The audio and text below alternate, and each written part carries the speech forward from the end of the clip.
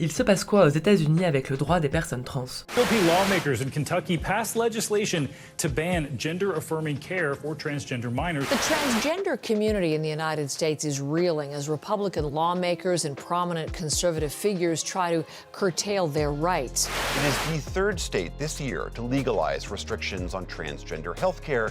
Des lois anti-trans ont été proposées dans 45 des 50 États américains depuis le début de l'année 2023. Et dans 18 États, 70 sont déjà passés.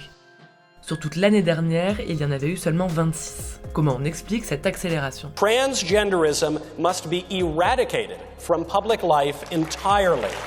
Pour comprendre, il faut remonter à 2015.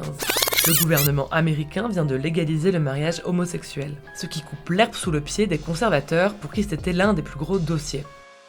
Selon le New York Times, cela permettait de galvaniser leur base et de mobiliser leurs plus gros donateurs. Les droits des personnes trans sont donc arrivés dans leur collimateur au même titre que le droit à l'avortement.